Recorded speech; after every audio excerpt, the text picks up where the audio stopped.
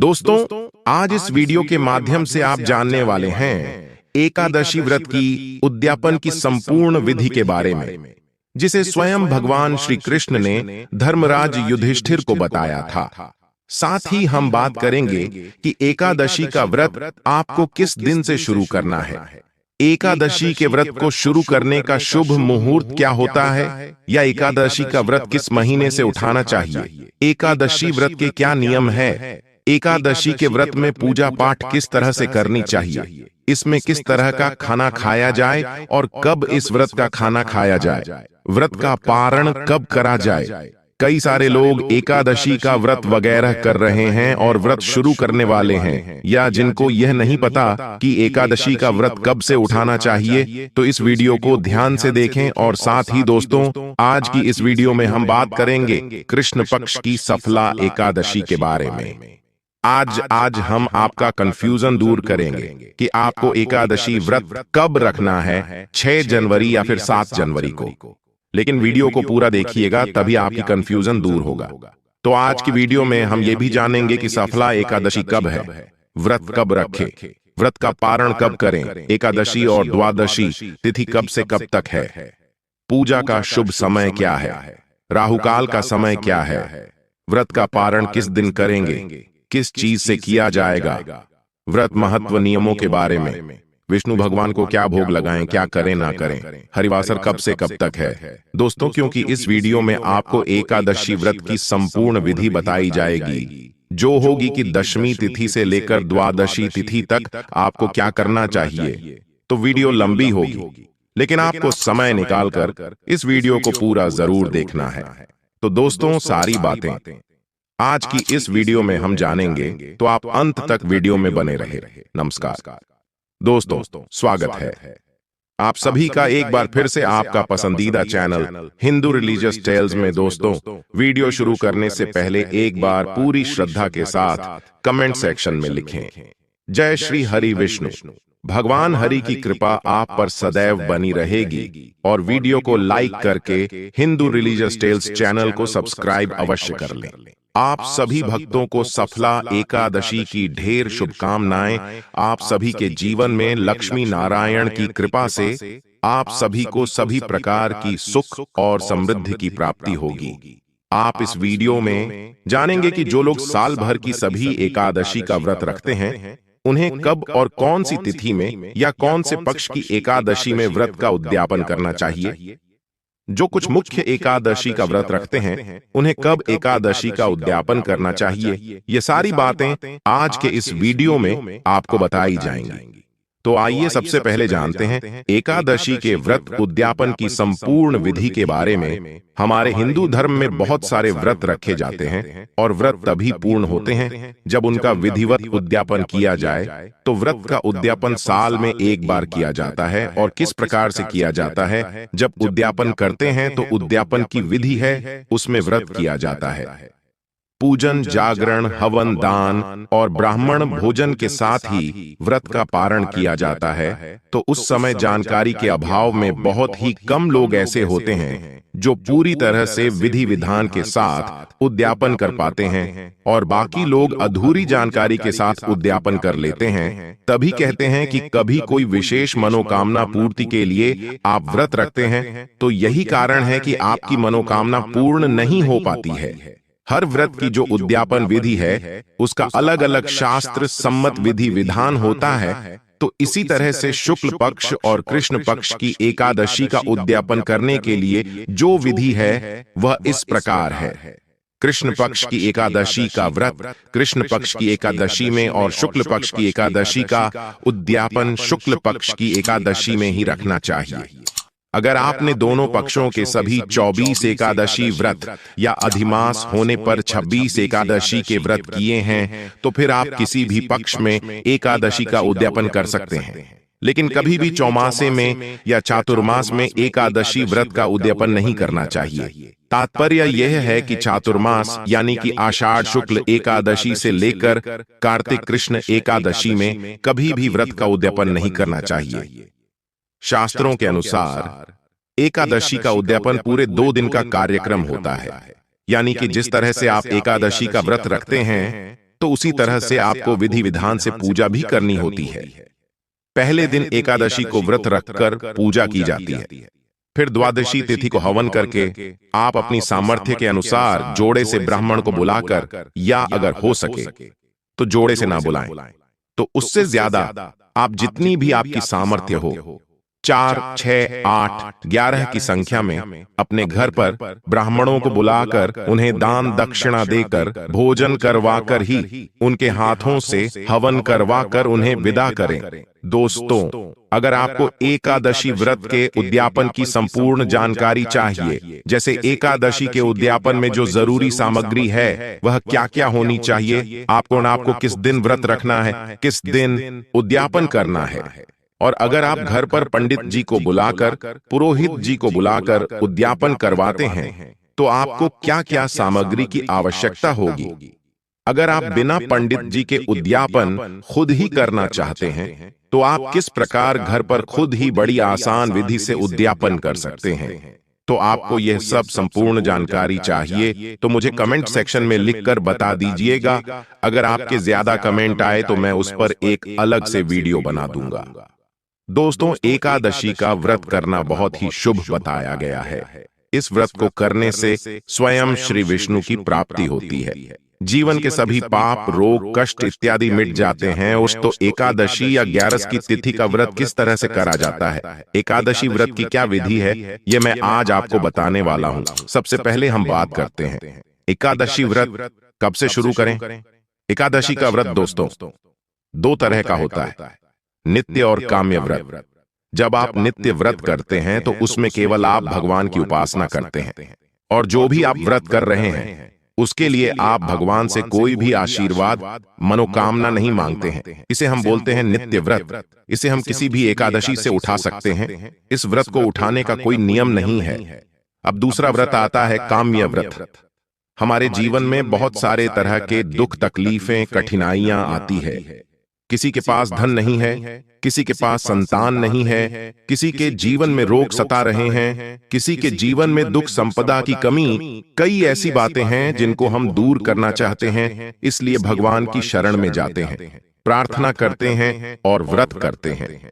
अब हम चाहते हैं कि हमारे जीवन की जो भी समस्याएं हैं वह दूर हो जाए, हमें हमारे मनोवांछित व्रत का फल मिले। तो इसे हम बोलेंगे काम्य एकादशी व्रत। एकादशी का व्रत शुरू न करने के लिए 3 महीने बताए गए हैं, मलमास, पौष और भादो का महीना। इन तीनों महीनों में आप एकादशी का उपवास शुरू मत करिए। इसके अलावा दूसरे सभी महीनों में इस व्रत को शुरू कर सकते हैं, पर इसमें भी उसको 4 महीने बहुत ही श्रेष्ठ बताए गए हैं, जिनमें कि आपको इस व्रत को अवश्य शुरू करना चाहिए। सबसे पहले हम बात कर लेते हैं मार्गशीर्ष का महीना। इस महीने में दोस्तों उत्पन्ना एकादशी आती है, साथ ही साथ मोक्षदा एकादशी आती है। ऐसा कहा गया है कि एकादशी माता का प्रादुर्भाव उत्पन्ना एकादशी के दिन से हुआ था, जिसके महत्व की कथा मैं बहुत ही जल्दी आपको बताने वाला हूँ। मैं आपको वैसे भी पूरा एकादशी को जो महत्व है वह बताने वाला हूँ। तो दोस्तों एकदम ध्यान से सुनिएगा। तो आप चाहे तो मार्गशीर्ष महीने की उत्पन्ना एकादशी से एकादशी व्रत करने की शुरुआत कर सकते हैं। अगर आप इस महीने में नहीं कर पाते हैं तो आप चैत्र के महीने, वैशाख के महीने या माघ के महीने से एकादशी व्रत करना शुरू करते हैं, तो यह महापुण्यदायी फलदायी होती है। आपकी मनोकामना जरूर पूरी होती है। साथ दोस्तों हमें और भी 2 बातों का ध्यान रखना है जब भी आप व्रत को शुरू करें। पहली बात कि गुरु तारा और शुक्र तारा उदय होना चाहिए। शुक्र हमारे जीवन में धन वैभव लेकर आता है। गुरु हमें हमारी जो भी आवश्यकताएं हैं उनको पूरा करने के लिए कि हमें किस तरह से काम करना चाहिए, क्या योजनाएं बनानी चाहिए, सबको गमन करता है। तो ये 2 ग्रह हैं, इन दोनों को उदय होना चाहिए। अब आप पूछेंगे कि आपको कैसे पता पड़ेगा। दोस्तों कैलेंडर में आप देखेंगे कि जब भी आपके पास कोई भी पंचांग है, खास तौर पर मैं पंचांग की बात कर रहा हूं जिसमें तिथि दी रहती है, त्योहार दिए रहते हैं, वहीं पर दोस्तों पंचांग में ऊपर की तरफ से छोटा सा ब्लॉक होता है जहां ग्रह स्थिति दी होती है।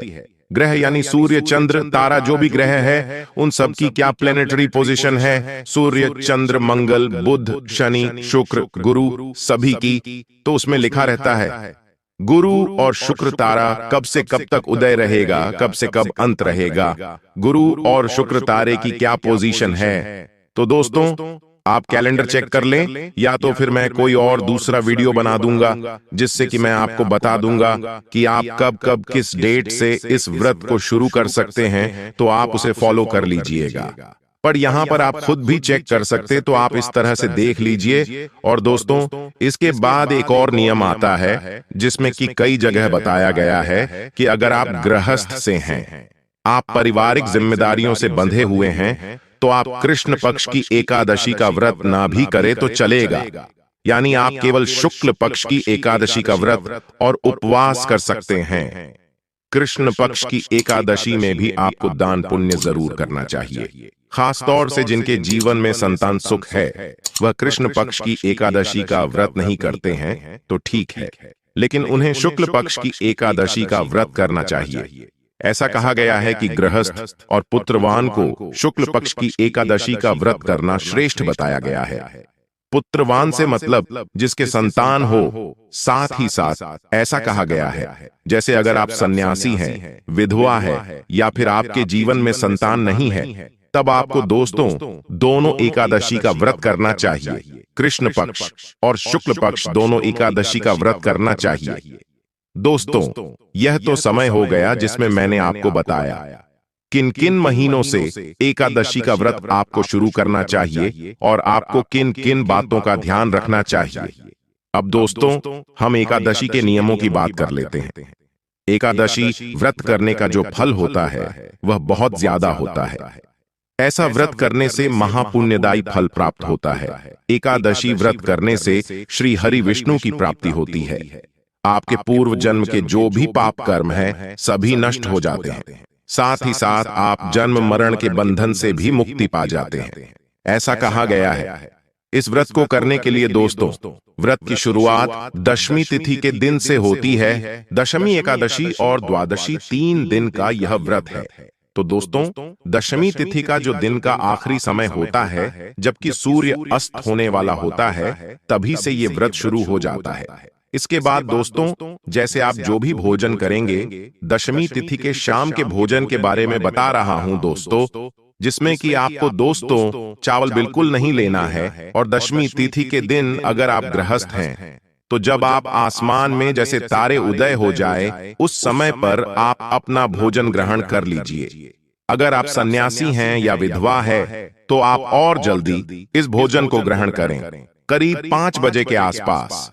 इसके बाद दोस्तों, रात में आपको बिल्कुल भी भोजन ग्रहण नहीं करना है। आपको दशमी तिथि के दिन अपने व्रत की शुरुआत करनी है। और दोस्तों, इस दिन पर जौ, गेहूं, मूंग और शक्कर, सेंधा, नमक, काली मिर्च और घी से बना हुआ भोजन आपको ग्रहण करना है।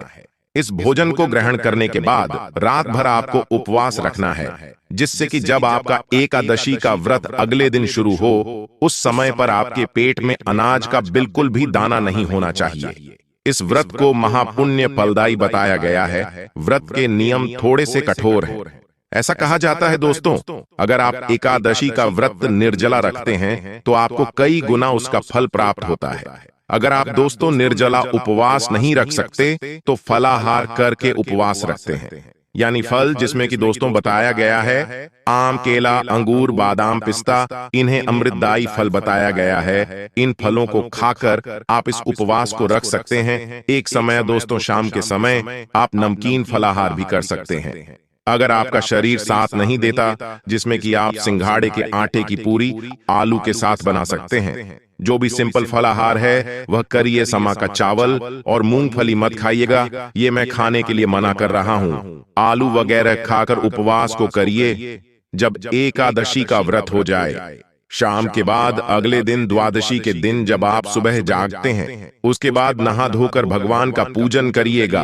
और आप इस दिन पर ब्राह्मण भोज करा सकते हैं तो ब्राह्मण भोज जरूर कराइए। नहीं करा सकते तो आप उनके खाने पीने का जो कच्चा सामान है, जिसे कि सीधा बोलते हैं, वह ब्राह्मणों को जरूर दीजिए। और मान्यताओं के अनुसार हरिवासर के समय व्रत नहीं खोला जाता है। हमेशा हरिवासर का समय बीतने के बाद और सूर्योदय के बाद ही व्रत खोलना चाहिए। दोस्तों, अगर आपके पास उस समय पर कोई भी भोजन नहीं है तो आप केवल पानी या जल पीकर इस व्रत का पारण भी कर सकते हैं। अब इस व्रत के कुछ और खास नियम हैं, जैसा कि मैंने आपको खाने के लिए बताया कि इन 3 दिनों में आपको किस तरह का खाना खाना है। पहले दिन भी दोस्तों आपको जौ, गेहूं, चना, नमक, काली मिर्ची का खाना खाना है। वैसे ही खाना दोस्तों द्वादशी के दिन पर भी खाना है, और ऐसा कहा जाता है दशमी और द्वादशी के दिन अगर आप एक समय भोजन करते हैं तो इसे श्रेष्ठ बताया गया है। पर अगर आपका शरीर साथ नहीं देता तो आप दोनों समय भोजन अवश्य कर सकते हैं। इसके अलावा दोस्तों इस दिन व्रत शुरू कर रहे हैं, तब दोस्तों दशमी, एकादशी और द्वादशी के दिन पर आपको क्या क्या नहीं खाना है। आपको मांस मदिरा नहीं लेनी है, प्याज लहसुन से बना हुआ खाना नहीं खाना है, कांसे के बर्तन में खाना नहीं खाना है।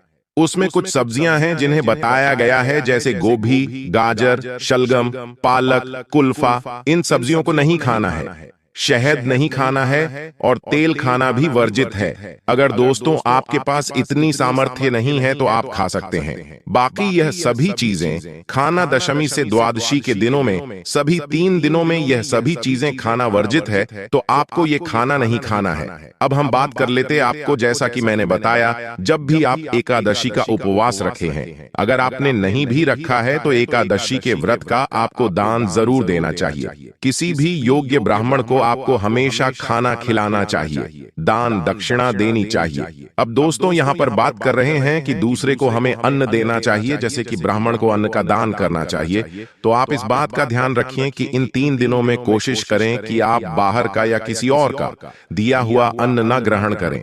ऐसा कहा जाता है एकादशी के समय में अन्न में पाप का वास होता है, तो आप किसी और से अन्न ना लें। पराया अन्न लेना एकादशी के समय पर निषेध बताया गया है, तो आप किसी और से मांग के अन्न ग्रहण ना करें, बल्कि आप अपना भक्तिभाव के साथ उपवास रखें। जब आप एकादशी के दिन सुबह उठे तो आप वहां पर भगवान के सामने संकल्प लीजिए, हाथ जोड़कर उनसे प्रार्थना करिए, हे प्रभु, मैंने आपका एकादशी का व्रत उपवास रखा है, इसे सफल करिए। बहुत ही नियमित पूजा करनी है, जैसे हम करते हैं। अगर आपके पास श्री हरि विष्णु की मूर्ति, आप उसकी पूजा कर सकते हैं। कृष्ण भगवान की पूजा कर सकते हैं, शालिग्राम की पूजा कर सकते हैं। आपके पास जो भी सुविधा से उपलब्ध हो, आप श्री हरि विष्णु के उसी रूप की पूजा एकादशी में करिए। शालिग्राम हैं तो आप उनको अभिषेक करा दीजिए। दोस्तों जब आप एकादशी की पुस्तक लेकर आएंगे तो उसमें हमेशा हर एक एकादशी के अनुरूप कुछ ना कुछ भोग बताया गया है। जैसे कि उत्पन्ना एकादशी पर आपको बादाम का और गुड़ का भोग लगाना चाहिए, तो इसी तरह हर एक एकादशी में कोई ना कोई भोग है, जैसे कभी सिंघाड़े के आटे का। जब भी आप दोस्तों आप एकादशी के दिन फलाहार ग्रहण करें तो सबसे पहले आप उसका भोग ठाकुर जी को लगाएं, श्री हरि विष्णु को लगाए, और उसके बाद उसमें आप तुलसी दल लगाकर या तुलसी का पत्ता रखकर उस भोजन को ग्रहण करें। ये एक तरह की औषधि है जो आपके शरीर को ऊर्जा देती है, आकर जीवन में सफलता का प्रादुर्भाव करती है। भक्ति भाव के साथ दोस्तों आप इस व्रत की शुरुआत करिए। शाम के समय में भगवान का पूजन अर्चन करिए। जो नियम मैंने आपको बताया, उन्नत नियमों का पालन करिए। और दोस्तों कई बार यह होता है कि अगर आपने एकादशी का व्रत रखा है, श्राद्ध आ गया, कोई ऐसा समय आ गया जबकि अगर आपको वह खाना ग्रहण करना है, तो जैसे श्राद्ध का अगर भोजन है जो कि आपके घर में आपने एकादशी का व्रत रखा हुआ है, आप उसे अपने दाहिने हाथ में लेकर सूंघे। इसके बाद उस भोजन को आप गाय को दे दें तो ये आपका ग्रहण करा हुआ माना जाएगा।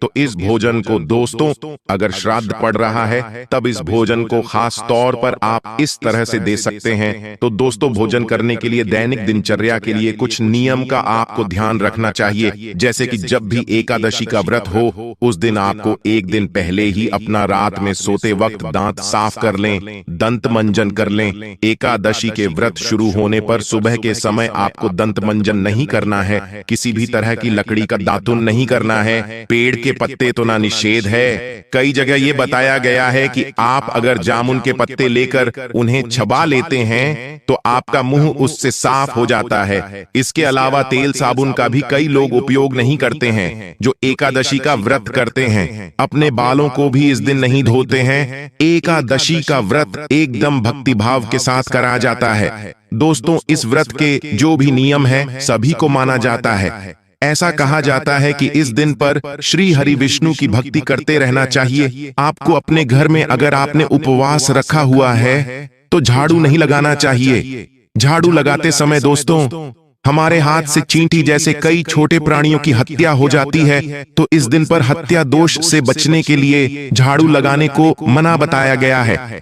पर अगर आपके घर में कोई काम करने वाला नहीं है, केवल आप अकेले रहते हैं या अपने फैमिली के साथ है, तो अगर आप बहुत ही मजबूरी है तो आप इन कामों को कर सकते हैं। दोस्तों, इस दिन पर आपको जो व्रत रखना है उसके लिए आपको इस दिन पर बाल नहीं धोने हैं और आपको साबुन, तेल इत्यादि नहीं लगाना है। ब्रह्म मुहूर्त में नहा लेना है और उसके बाद भगवान का पूजन जब करना है तब करना है। आप विष्णु सहस्त्र नाम का पाठ कर सकते हैं। आप जो भी आपके पास स्तोत्र आसानी से उपलब्ध हो उनका पाठ कर सकते हैं। साथ ही साथ दोस्तों मैं आपको सलाह करूंगा कि आप एकादशी व्रत की जो किताब होती है वह जरूरी है, क्योंकि उसमें बताया गया है कि कब कौन सी एकादशी को आपको किस चीज का दान देना है। वैसे मैं कोशिश करूंगा कि मैं आपके लिए वीडियो बनाऊं। दोस्तों, इस बार नए साल की शुरुआत होगी सफला एकादशी के साथ ही, और 7 जनवरी रविवार के दिन सफला एकादशी का व्रत रखा जाएगा। ये एकादशी पोष मास के कृष्ण पक्ष की और साल की पहली एकादशी है। दोस्तों आइए अब जान लेते हैं सफला एकादशी कब प्रारंभ होगी। सफला एकादशी का शुभ मुहूर्त और पारण का शुभ मुहूर्त क्या है। दोस्तों, एकादशी तिथि प्रारंभ होगी 6 जनवरी शनिवार की मध्य रात्रि 12:43 से और तिथि समाप्त होगी 7 जनवरी रविवार की मध्य रात्रि 12:46 परंतु दशमी तिथि के नियमों का पालन शनिवार के दिन किया जाएगा। 7 जनवरी रविवार को सूर्योदय सुबह 7:13 पर होगा और सूर्यास्त शाम 5:51 पर। अभिजीत मुहूर्त का समय दोपहर 12:11 से 12:54 तक रहेगा। अमृतकाल दोपहर 1:03 से दोपहर 2:42 तक होगा। अभिजीत और अमृतकाल का समय पूजा पाठ, उपाय या मंत्र जाप के लिए, दान आदि देने के लिए बहुत ही उत्तम मुहूर्त माना जाता है। राहु काल का समय जो कि अशुभ मुहूर्त होता है शाम 4:30 से 6 बजे तक रहेगा। द्वादशी तिथि प्रारंभ होगी 7 जनवरी रविवार की मध्य रात्रि 12:47 से साथ ही हरिवासर का समय भी शुरू हो जाएगा और द्वादशी तिथि समाप्त होगी 8 जनवरी सोमवार की रात 11:59 पर। 8 जनवरी सोमवार को सूर्योदय सुबह 7:13 पर और सूर्यास्त होगा शाम 5:51 पर। अभिजीत मुहूर्त दोपहर 12:11 से 12:54 तक। अमृतकाल सुबह 11:41 से 1:17 तक और राहुकाल सुबह 7:30 से 9 बजे तक रहेगा। दोस्तों, अब जानिए एकादशी व्रत के पारण मुहूर्त के बारे में और हरिवासर समय समाप्ति के बारे में। तो 8 जनवरी सोमवार को सुबह 7 बजे हरिवासर का समय समाप्त हो जाएगा। इसके बाद से आप उपवास खोल सकते हैं। सुबह 7:13 से 10:45 के बीच में मान्यताओं के अनुसार हरिवासर के समय व्रत नहीं खोला जाता है। हमेशा हरिवासर का समय बीतने के बाद और सूर्योदय के बाद ही व्रत खोलना चाहिए। इस बार सोमवार के दिन एकादशी व्रत खोला जाएगा।